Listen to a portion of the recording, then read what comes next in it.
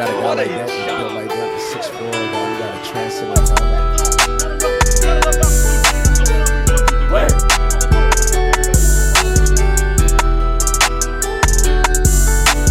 They got Jordan Davis last season. They bring Fletcher Cox back from Philly. So I'm sitting there like, we need to put something on this offensive line to combat that. Let's just talk about some of the QB updates. Like I ain't going to talk too much in depth about it. We'll just kind of flow through there and just get through it and see what's going on. So around the league, first off, Malik Willis. So I'm hearing he's showing a lot of improvement over there in Tennessee. This is a guy who was thrown into the fire. I don't think he should have been thrown into a fire. We all knew he should have waited.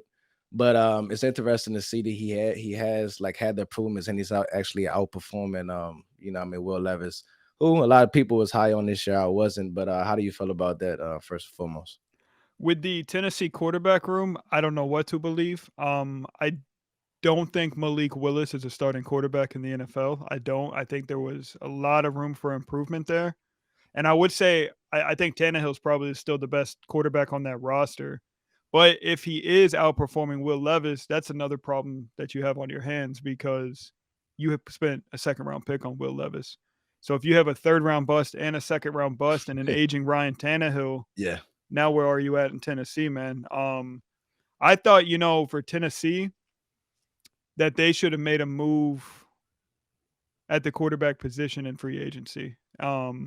They've got a nice team around them, but they're like at the tail end of it. They'll win games with Mike Vrabel, but that's an old offensive line. That's an old defense. They're not that young of a team. They gave up AJ Brown for nothing. Pennies for sure. So no, I don't even know what to think about Tennessee. I think there's some disorganization going on over there.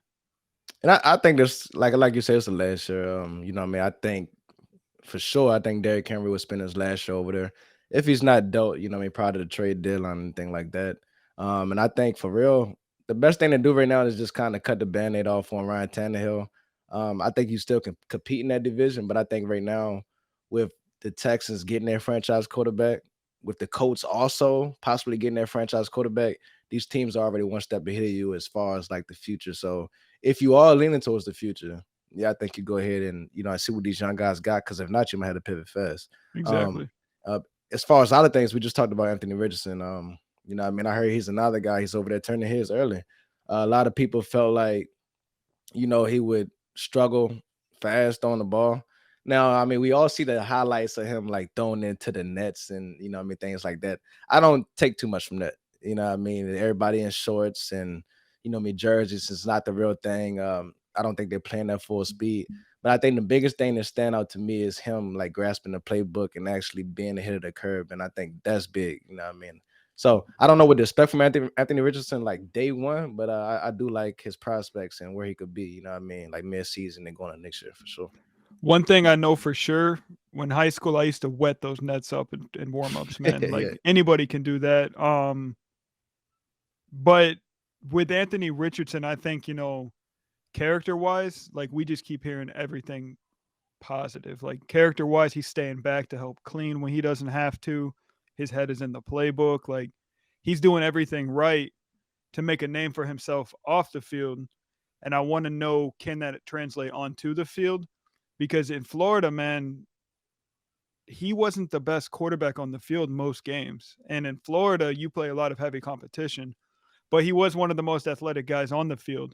Accuracy wise, it wasn't all there, but if he can improve on that, man, similar to a Justin Fields or even a Daniel Jones, Daniel Jones is a freak athlete with an improving arm. Yeah. If Anthony Richardson's arm can catch up, he will be in business. But I think college, he sat right around 50% completion percentage. And that doesn't just improve when you get to the NFL. It gets harder in the next level. Oh yeah. Like the throwing lanes and as fast as these guys moving, he has that speed, but hey, look, you got guys like Michael Parsons and guys running 4.4 and 4.5s too. So Mm-hmm. just being able to run and being the fastest guy on the field it kind of changes, you know what I mean? But I will say this. He seems to have an offense coordinator over there that knows how to use him. If anything, if he does start day one, I think he has somebody that kind of will understand his strengths, hide his weaknesses a little bit, and it may not be so bad, man. It might just give him time to at the same time. Now, Jimmy Sure. G. Now, Obviously he wasn't around the OTAs. We had the news that he had a foot injury, he's rehab, and what's going on with him. Now we hear, obviously he's could potentially return for training camp. So I know the Raiders fans, our fingers are still crossed just a little bit. I know it's early, but it seems like he could be there right now. It's Brown Hoyer's show until he comes back. Any thoughts on Jimmy G? I think with the Jimmy G situation that the San Francisco, I think I might have hit on this before, but the San Francisco doctors had one thing in mind, and then the Vegas doctors got a hold of him, and they worked out a plan from their point of view to get him where they need him to be. But in the medical field, anything is possible. But I think going into it, like, yeah, there was in his contract that he was injured and blah blah blah. But I think they had a lot of optimism with their medical staff in order to get him right. But if they don't, bro, the Raiders are in big trouble because they passed up on all the quarterbacks and kind of put their eggs in one basket with Jimmy Garoppolo, and that could potentially become a nightmare. Oh yeah, and let's not act like they're the youngest team. You got a lot of veterans over there. Devontae Adams, Jacobs. You got a defense that still has a ton of holes. So they're moving as if they're ready to win now, but I'm not sure they are. And hey, let's just be honest. That division is it's going to be a dogfight. So I mean, if he isn't the answer, then I think you gotta kind of have to go straight. Like, hey, Brady ain't coming to save it anytime No, soon. So uh, I wouldn't say rebuild, but they might be closer to that than they believe.